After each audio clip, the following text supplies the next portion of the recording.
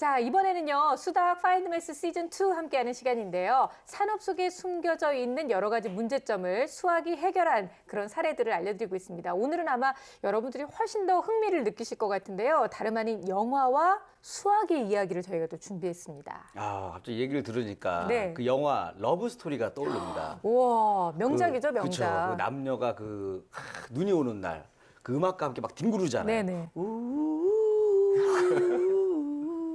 하면서 그죠? 근데 이때 이제 그런 거 하지 마요. 아니 그 생각 안 나서 되게 유명한 음악인데 OST인데. 음악이 완전 다르니까 하는 달라요? 얘기죠. 어쨌든 간에 그 보면은 네. 이 가짜 눈을 뿌리잖아요. 이렇게 막 눈이 막 휘날린단 말이에요. 근데 눈이 휘날릴 때 어느 정도 눈이 휘날려야지 가장 로맨틱한 장면이 연출될까? 오, 그럴 수도 요것도 좀 있겠다. 수학이 들어갈 것 같거든요. 아니, 너무 많이 뿌려지면 거의 자연재해 수준일 거 아니에요. 그렇죠. 낭만적일 수가 없잖아요. 그러니까 로맨틱 영화에서 갑자기 그 재난 영화로 바뀌죠. 그러니까. 그다음에 수학의 역할이 아마 여기서 되게 중요하지 않을까. 네. 오늘은 이리 씨의 감이 맞을 것 같아요. 왠지 이렇게 생생한 현장을 보여주는 영상이 수학과 관련이 있을 것 같은 느낌이 드는데요. 하지만 그만해요. 네. 자, 파인드 매스 지금부터 함께 만나보겠습니다.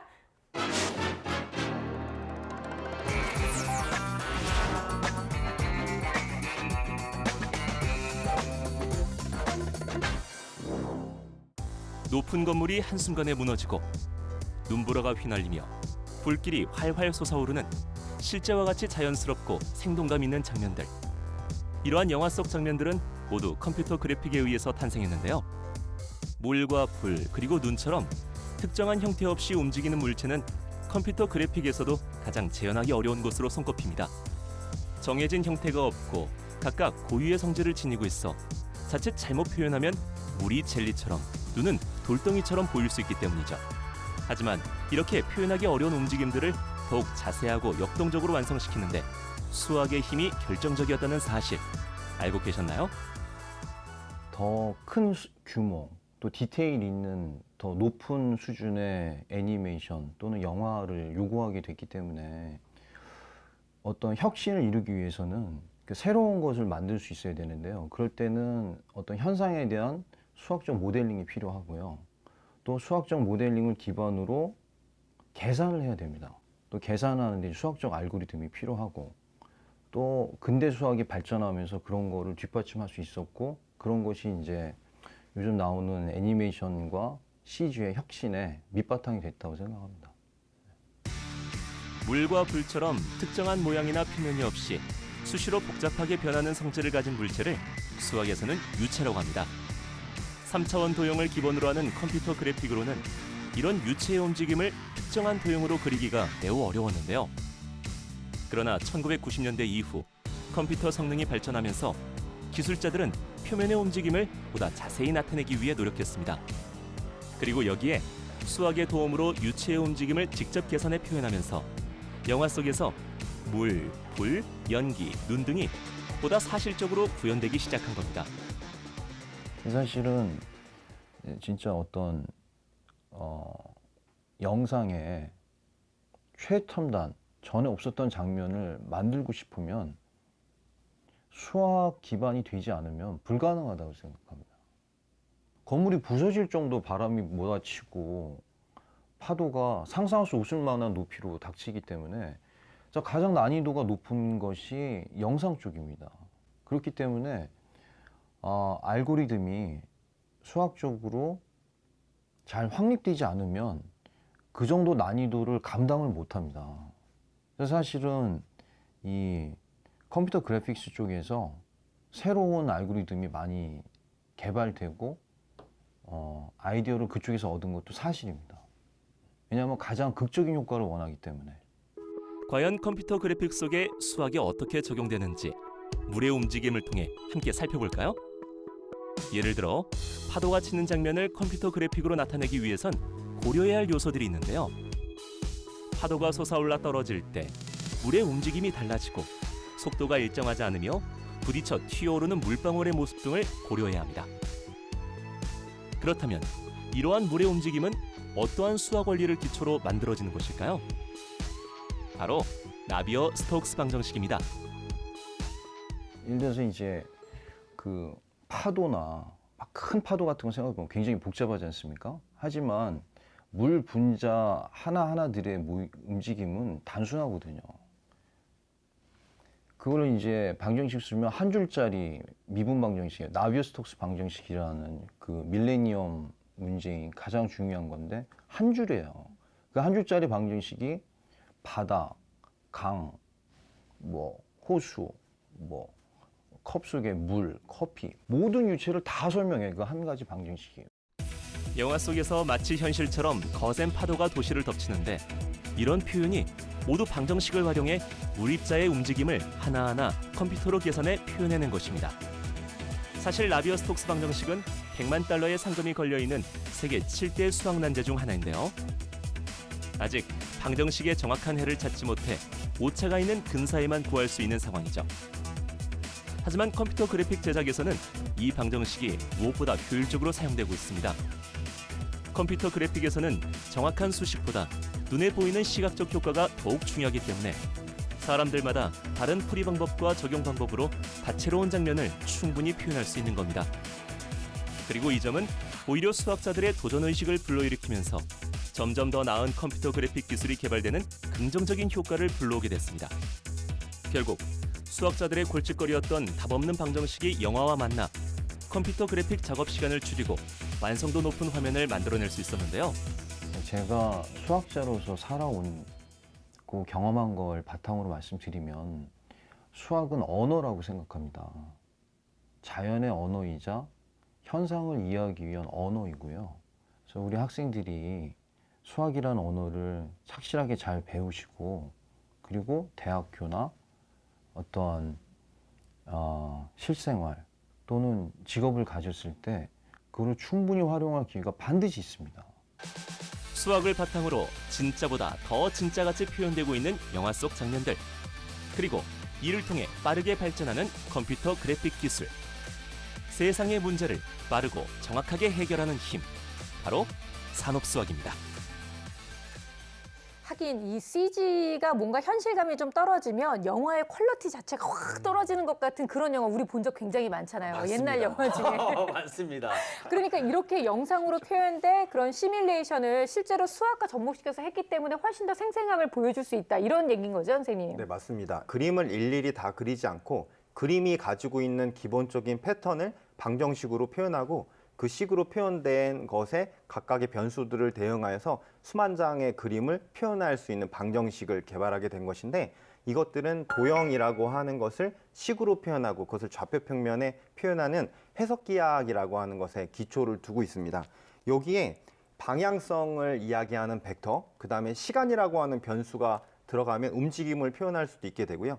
X, Y로 표현된 것에 Z축을 이제 추가하게 되면 3D도 표현할 수 있게 되는 거죠. 우리나라 영화 중에서도 명랑이라는 영화를 보면 물, 불, 그리고 안개와 같이 뭔가 이렇게 흐르는 듯한 것이 너무 자연스럽게 나와서 이것이 실제로 촬영한 것이 아닌가라는 생각을 하게 되는데요.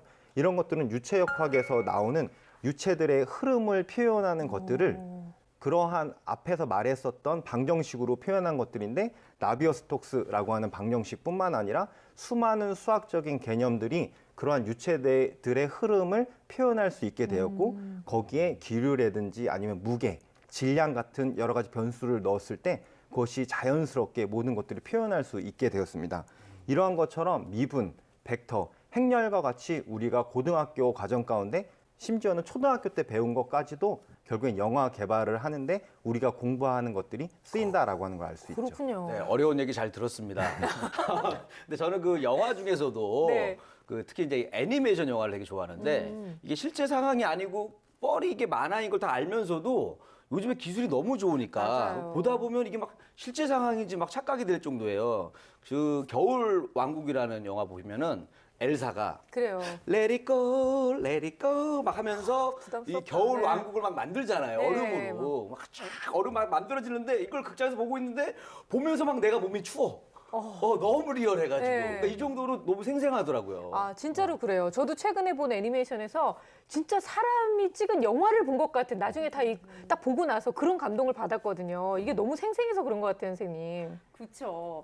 그 애플 창업자인 스티브 잡스 있잖아요. 그분이 최초의 장편 디지털 애니메이션이자 100% 컴퓨터 그래픽으로 만든 토이스토리의 창작자입니다. 네. 근데 토이스토리를 만들 때 수학자를 대거 고용했다고 해요. 그 이유가 이전에는 이제 애니메이션을 만들 때 그림을 확대하면 해상도가 너무 떨어져서 그림이 뚝뚝 끊어져 보이거나 울퉁불퉁해 보이는 계단 현상이 발생했거든요. 그래서 수학을 이용한 컴퓨터 그래픽을 활용해서 크기를 마음대로 조절할 수 있는 그런 기술을 개발하게 된 거죠. 그래서 기하학을 통해서 그림을 수식으로 바꾸고, 그리고 그 수식을 미분을 이용해서, 미분은 연결된 걸 하나하나 끊어서 자세히 네. 보는 거잖아요. 그래서 그림을 확대했을 경우 끊어진 부분에 어떤 것을 넣어야지 자연스럽게 이어지는지를 미분을 통해서 예측을 해서 계단 현상을 예방할 수 있는 그런 기술들을 개발하게 된 거죠. 그리고 애니메이션을 만들 때, 표현할 때 뭐가 제일 어려운지 아세요? 표정?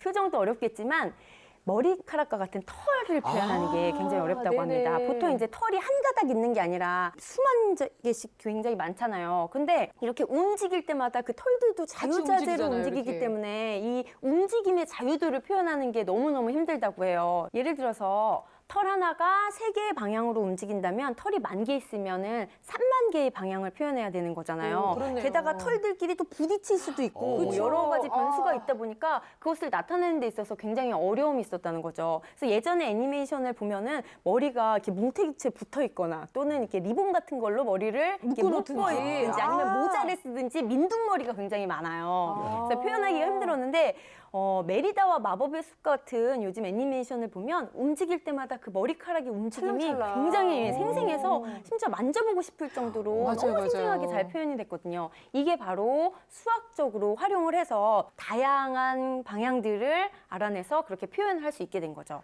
앞으로 수학을 그러네요. 이용한 CG의 개발은 더욱더 활발해질 것 같습니다. 그래요. 그런데 이제 뭐 시공을 초월한다든가 아니면 우주를 표현한다거나 우리가 정말 상상 속에서만 생각할 수밖에 없는 공룡이라든지 아니면 상상조차 할 수 없는 자연재해라든지 이런 건 표현할 때는 수학의 힘이 더 많이 필요할 것 같아요. 수학이 엄청 많이 필요하죠. 아까 스티브 잡스 얘기하면서 제가 생각이 난 건데요. 스티브 잡스가 고등학교 졸업하고 대학교 중퇴라고 하니까 공부를 많이 안 했을지도 모른다고 생각하는데 스티브 잡스는 초등학교 4학년 때 담임 선생님이 넌 수학에 자질이 있으니까 수학 공부를 많이 해라 라고 해서 사실 초등학교 때 고등학교 과정까지 다 스스로 독학으로 공부할 정도로 천재네요. 수학에 대한 애정이 되게 많았고요. 그다음에 아이들한테 수학 공부를 많이 하라고 굉장히 역설한 사람 중에 한 명입니다. 그래서 지금은 컴퓨터 그래픽이 없으면 영화가 안 나올 정도로 굉장히 중요한 역할을 하고 있고요. 그 컴퓨터 그래픽 뒤에는 수학이 자리 잡고 있다는 거. 요즘 학생들이 애니메이션이나 영화 관련된 비즈니스로 나가고 싶어하는 학생들이 굉장히 많거든요. 그런데 그 뒤에 수학이 이렇게까지 많은 영향을 미칠 거라고는 아마 그들도 생각을 못했을 거고 네. 과거에 영화를 찍는 사람들도 생각을 못했을 텐데 현재는 수학이 영화에 미치는 영향이 이렇게 지대합니다. 그 캐리비안의 해적이라는 영화를 보면 큰 파도가 치고 그 파도가 친 다음에 수백만 개의 물방울이 팍 퍼져나가는 장면이 네. 굉장히 유명한 장면인데요. 론 페드큐라는 수학자가 여기에 관여를 했다는 사실이에요. 그래서 이거는 어떤 결과를 일으켰냐면 아카데미상에서 수학자가 특수 효과상을 받는 쾌거를 일으켰다는 거죠. 우와. 그러니까 이런 얘기를 통해서 봤을 때 정말 수학이 안 들어가는 영역이 없고 수없이 많은 영역에 수학이 들어가기 때문에 많은 학생들이 나는 나중에 쇼비니스 할 거야, 애니메이션 할 거야, 뭐 이거 할 거니까 수학 안 해도 돼. 천만의 말씀이고요. 그렇죠. 더 수학을 하라고 저는 이렇게 강조하고 싶습니다. 그러니까 저도 제 꿈 중에 하나가 사실 또 이 영화 진출이 있어요. 예, 그것도 일반 영화가 아니 아니라 어리지도 않은데 꿈도 참 꿈 많아. 많죠. 그것도 일반 영화가 아니라 약간 히어로 영화. 오, 네. 그러니까 재밌겠다. 네. 아이언맨을 뛰어넘는 아이맨. 아이맨에서 네. 눈 작은 영웅이 미세먼지를 뚫고 지구를 구한다는 아주 그런 멋진 영화의 주인공이 되는 게 또 제 계획인데 네. 이 영화가 성사가 되려면은 우리 아이들이 수학 공부를 좀 많이 하셔가지고 저의 영화 개봉을 위해서 좀 노력을 많이 해줘야 될 것 같아요. 친구들 공부 많이 하세요. 진짜 이 수학이 이렇게 많은 문제들을 해결하고 또 사람들 간의 소통을 가능하게 한다는 점에서 언어와도 같다라고 하는 말이 좀 가슴에 와닿는데요. 아이들한테 이게 단순히 또 다른 학문의 어려운 학문을 네가 공부하는 것이 아니라 이건 그냥 또 하나의 언어야라고 생각을 한다면 부담이 더 줄어들까요? 아니면 더 부담스러워할지도 모르겠네요. 어쨌든 정말 우리 생활 속에 많은 수학이 숨어 있다는 거 잊지 마시기 바랍니다. 바랍니다. 자, 저희는 오늘 여기까지고요. 다음 시간에 더 다양한 수학 소식 가지고 찾아오겠습니다. 고맙습니다.